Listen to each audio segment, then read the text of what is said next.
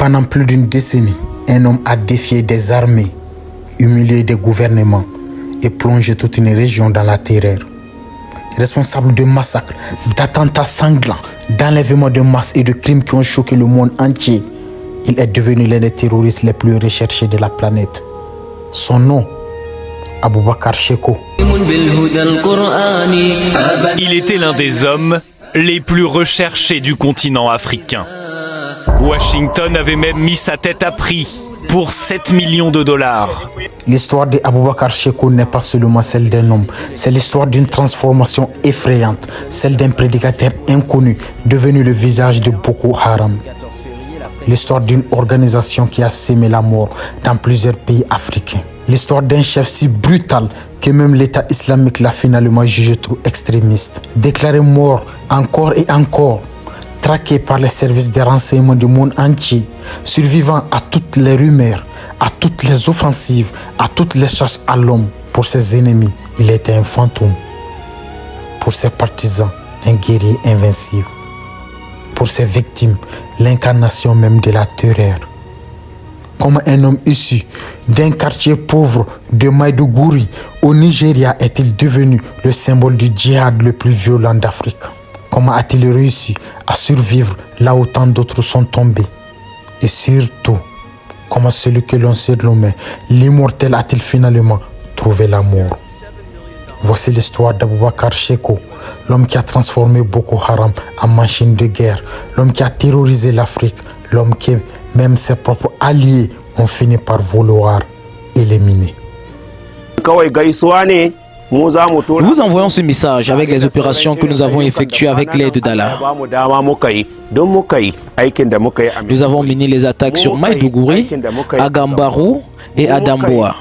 Nous revendiquons toutes ces attaques.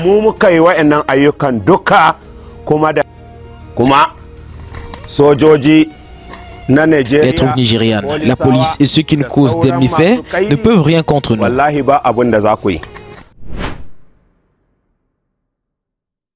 Dans les plaines arides du nord-est du Nigeria, là où le sable du Sahel rencontre les villages oubliés par l'État, un homme va peu à peu devenir synonyme de terreur.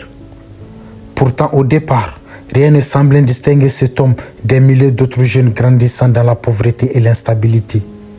Son nom, Aboubacar Shekau. Même sa naissance demeure entourée de mystères. Les archives sont inexistantes. Les témoignages contradictoires. Est-il né en 1965, en 1969, en 1975?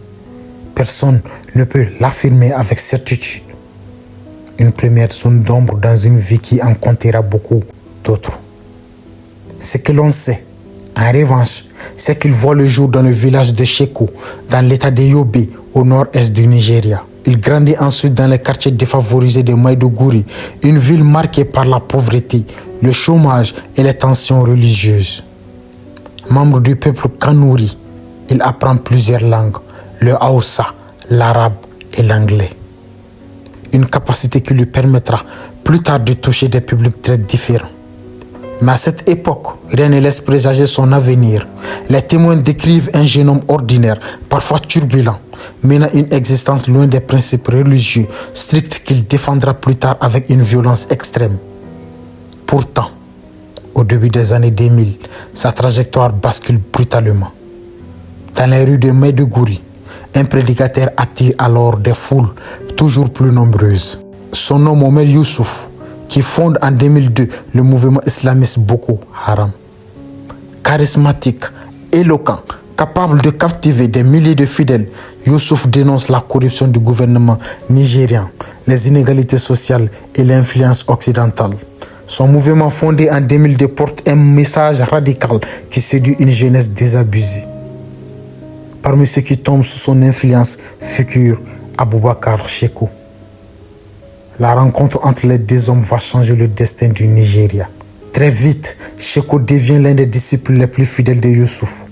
Certains observateurs affirment même qu'il est fasciné par son mentor. Il étudie ses discours, adopte sa vision du monde et développe à son tour un talent redoutable pour la prédication. Dans l'état de Borno, ses sermons attirent de plus en plus d'adeptes. Mais derrière les prêches et les discours religieux, une idéologie plus radicale est en train de prendre forme. Puis survient l'année 2009. Cette année-là, le Nigeria est secoué par une insurrection sanglante. Les forces de sécurité lancent une vaste opération contre Boko Haram. Les affrontements font des centaines de morts. À Maiduguri, le mouvement est décapité lorsque Mohamed Youssouf est arrêté, puis exécuté dans des circonstances controversées. Pour les autorités nigérianes, l'affaire semble terminée. Le chef est mort. Le mouvement est dispersé. Les survivants sont traqués. Boko Haram disparaît dans la clandestinité. Mais en réalité, ce n'est que le début. Pendant plusieurs mois, Abubakar Shekau s'évapore. Puis aucune apparition publique. Plus aucun discours. Plus aucun signe de vie. Est-il mort? A-t-il fui le pays? Se cache-t-il parmi les survivants? Personne ne le sait. Puis en juillet 2010, une vidéo apparaît. Face à la caméra se tient un homme que beaucoup croyaient disparu. Son regard est fixe, son ton est froid, son message est sans ambiguïté.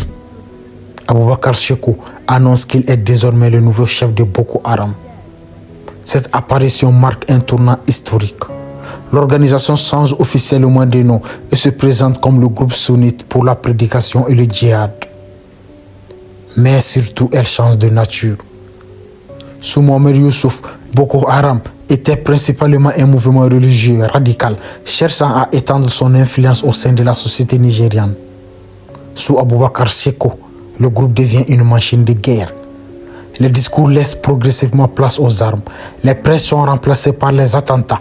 Les revendications religieuses se transforment en campagne de terreur. Pour les services de renseignement, une question devient alors centrale.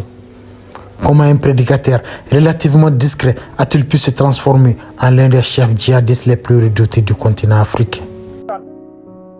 In every region now has the decision to make. Either you are with us, I mean real Muslims whom are following Salaf footsteps, or you are with the Obama, François Hollande, George Bush, Clinton.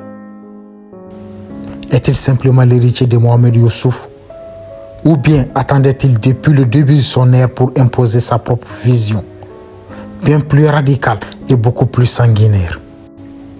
Une chose est certaine, à partir de 2010, le Nigeria entre dans une nouvelle phase de conflit. Et derrière chaque attaque, chaque massacre et chaque vidéo de propagande, un visage apparaît désormais au centre de toutes les enquêtes, celui d'Abubakar Shekau. Lorsqu'Abubakar Shekau prend les commandes de Boko Haram, beaucoup s'attendent à voir émerger un simple successeur de Mohamed Youssouf. Ils se trompent, car très vite, quelque chose change, quelque chose d'inquiétant. Les discours de Mohamed Youssouf étaient construits, argumentés, ancrés dans une vision religieuse cohérente.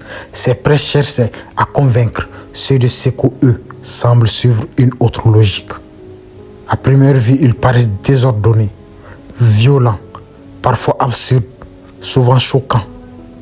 Face à la caméra, le nouveau chef de Boko Haram rit, hurle, menace, insulte. Son langage est brutal. Ses interventions sont ponctuées de provocations et de moqueries. Il s'adresse à ses ennemis comme personne n'oserait le faire dans une société où le respect de l'autorité est profondément enraciné. Pour beaucoup d'observateurs étrangers, ces vidéos donnent l'image d'un homme instable, emporté par une folie meurtrière. Mais cette apparente folie cache-t-elle autre chose? Et si derrière les éclats de rire, les insultes et les provocations se dissimulait une stratégie beaucoup plus réfléchie? À partir d'avril 2011, une vague de terreur déferle sur le Nigeria. Presque chaque semaine, une nouvelle explosion secoue le pays. Églises chrétiennes, gares routières bondées, hôtels, bars, bâtiments administratifs, aucun lieu ne semble désormais hors de portée de Boko Haram. Derrière ces attaques se cache un homme dont le visage commence à hanter les services de renseignement du monde entier, Abubakar Shekau. Mais qui est réellement cet homme? Où se cache-t-il? Et surtout, comment parvient-il à défier l'un des plus grands États d'Afrique malgré une traque sans précédent? Alors que les victimes se comptent par centaines, Puis par milliers, Sheko choisit de sortir de l'ombre. En janvier 2012, une nouvelle vidéo apparaît sur Internet. Le chef djihadiste y lance un message glaçant. Face à la caméra, il promet une guerre totale contre le gouvernement nigérian, les forces de sécurité et les communautés chrétiennes du pays. Son ton est provocateur. Son discours est sans ambiguïté. Personne ne sera épargné. Le président nigérian, Goodluck Jonathan, figure même parmi les ennemis qu'il désigne publiquement. À ce moment-là, une question obsède les autorités. Comment arrêter un homme capable de diriger une insurrection entière tout en restant invisible? Le 21 juin 2012, les États-Unis décident d'intensifier la pression. Le département d'État place une récompense de 7 millions de dollars sur la tête de Sheko. Une somme exceptionnelle, habituellement réservée aux criminels et terroristes les plus recherchés de la planète. L'armée nigériane lance sa propre chasse à l'homme et promet des dizaines de millions de naira à quiconque fournira des informations permettant son arrestation. Pourtant, malgré les moyens déployés, Sheko demeure insaisissable. Puis survient un événement qui semble marquer un tournant. Le 19 août 2013, l'armée nigériane annonce qu'il est très probable qu'Abubakar Sheko a été mortellement blessé lors d'une opération militaire menée quelques semaines plus tôt. Selon les autorités, le chef de Boko Haram pourrait avoir succombé à ses blessures entre le 25 juillet et le 3 août. L'information fait rapidement le tour du monde. La guerre est-elle sur le point de basculer? Les services des renseignements tentent de vérifier l'annonce. Les médias relaient la nouvelle. Beaucoup veulent croire que le règne de terreur touche enfin à sa fin. Mais quelques semaines plus tard, le scénario prend une tournure inattendue. Une nouvelle vidéo apparaît. Face à la caméra, Abubakar Sheko est là, vivant, souriant, moqueur. Il ridiculise ouvertement les autorités nigérianes et affirme que les annonces de sa mort ne sont que des mensonges. Cette séquence renforce encore davantage son aura auprès de ses partisans. Pour ses ennemis, elle soulève une question inquiétante. Combien de fois cet homme pourra-t-il échapper à la mort? Les mois suivants, Boko Haram continue son offensive. À intervalles réguliers, Sheko diffuse de nouvelles vidéos de propagande. Chacune d'elles suit le même schéma: revendications, menaces et démonstrations de force.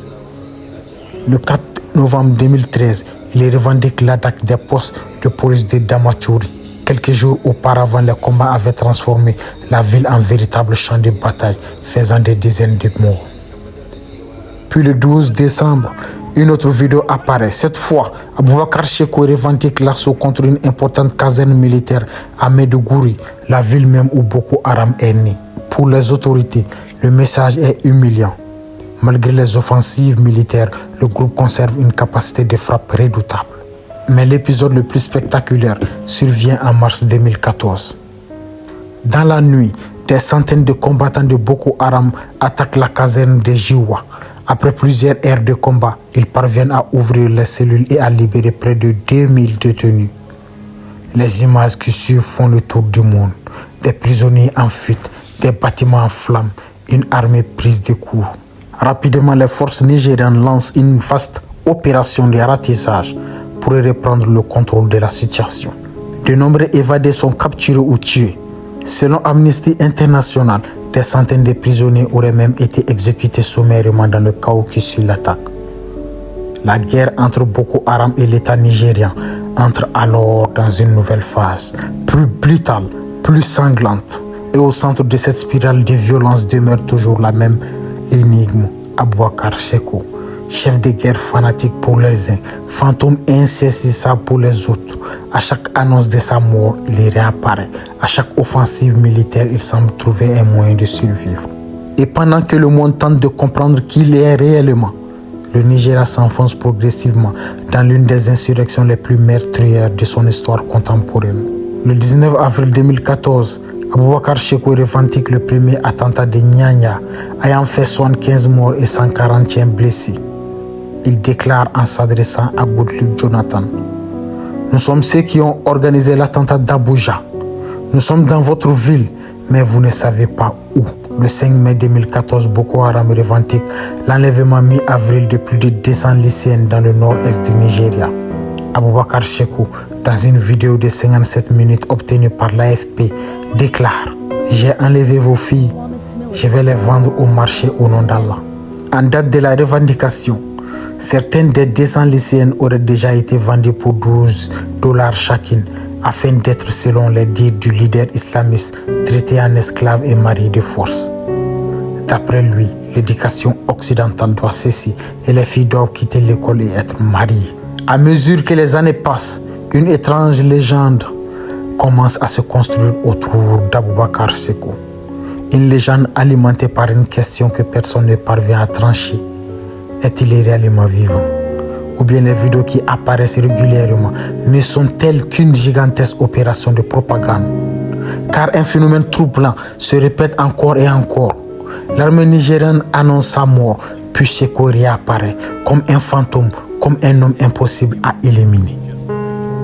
En août 2013, les autorités nigérianes pensent pourtant tenir leur plus grande victoire. Selon les renseignements militaires, le chef de Boko Haram aurait été grièvement blessé lors d'un affrontement avec les forces gouvernementales dans la forêt de Sambisa, immense sanctuaire naturel devenu le principal bastion des djihadistes.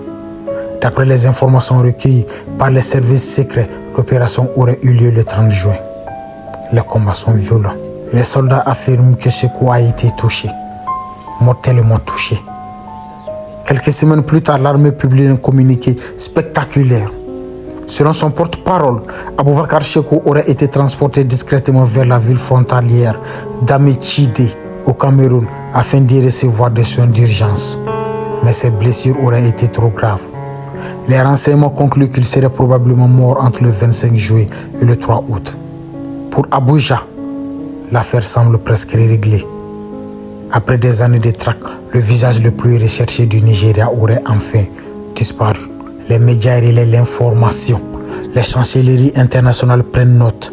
Dans les états-majors, certains commencent déjà à imaginer l'après Chekou. Mais quelques semaines plus tard, tout s'effondre. Une vidéo apparaît. L'homme que tout le monde croyait mort est là, assis devant la caméra, calme, provocateur et surtout vivant. L'humiliation est immense pour l'armée nigériane. Comment un homme déclaré mort par les services de renseignement peut-il réapparaître aussi facilement? Les doutes commencent à émerger. Les renseignements sont-ils défaillants? Ou Chekou est-il devenu maître dans l'art de manipuler ses ennemis? L'année suivante, le scénario se répète. En septembre 2014, de violents combats éclatent autour de Konduka, une ville stratégique du nord-est du Nigeria. Les forces gouvernementales annoncent avoir infligé une lourde défaite à Boko Haram. Des dizaines de combattants auraient été tués. Parmi eux, selon les autorités, se trouverait Aboubacar Chekou lui-même. Cette fois, les responsables nigériens semblent particulièrement confiants. Le 24 septembre, lors d'une conférence de presse à Abuja, l'armée franchit une étape inédite. Pour la première fois depuis le début de l'insurrection, elle affirme officiellement que Chekou est mort. L'annonce fait immédiatement les gros titres à travers le monde. Après des années de violence, la disparition du chef djihadiste pourrait constituer un tournant majeur dans la guerre contre Boko Haram. Mais rapidement, les interrogations refont surface. Les preuves présentées sont jugées insuffisantes. Même les autorités américaines restent prudentes. Aucun corps, aucune confirmation indépendante, seulement des affirmations militaires. Le 2 octobre 2014, une nouvelle vidéo est diffusée. Encore une fois, Chekou apparaît face à la caméra. Encore une fois, il se moque de ceux qui l'ont déclaré mort. Encore une fois, il ridiculise les annonces officielles. À chaque résurrection médiatique, son image grandit davantage auprès de ses partisans. Pour eux, il devient presque invincible. Pour ses ennemis, il devient une obsession. En août 2016, les avions de l'armée nigériane mènent un raid massif contre les positions de Boko Haram dans la forêt de Sambisa. Les bombardements visent directement les plus hauts dirigeants du mouvement. Quelques jours plus tard, les autorités annoncent avoir enfin frappé au cœur de l'organisation. Selon l'armée, Aboubacar Chekou aurait été gravement blessé. Cette fois encore, les responsables militaires se montrent optimistes. La forêt de Sambisa est encerclée. Les combattants sont traqués. Le chef de Boko Haram serait sur le point de tomber. Mais un mois plus tard, dans la nuit du 24 au 25 septembre, une nouvelle vidéo surgit. Comme une réponse directe au communiqué militaire, comme un défi lancé à tout un État. Devant la caméra, Aboubakar Shekau apparaît détendu. Il regarde l'objectif et déclare qu'il va parfaitement bien. Il affirme être en bonne santé et en sécurité. Une nouvelle fois, il réduit à néant les annonces de ses adversaires.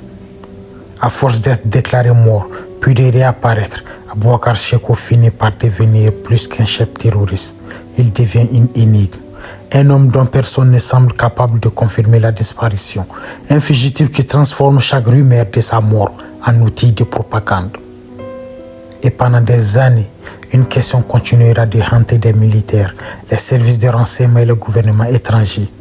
Comment vaincre un ennemi dont on ne sait jamais vraiment s'il est mort ou toujours vivant. Le 13 juillet 2014, une nouvelle vidéo est diffusée. Comme souvent, Shekau apparaît devant la caméra entouré de combattants lourdement armés. Mais cette fois, son message est différent. Pour la première fois de manière aussi explicite, il adresse publiquement son soutien aux figures les plus influentes du djihadisme mondial.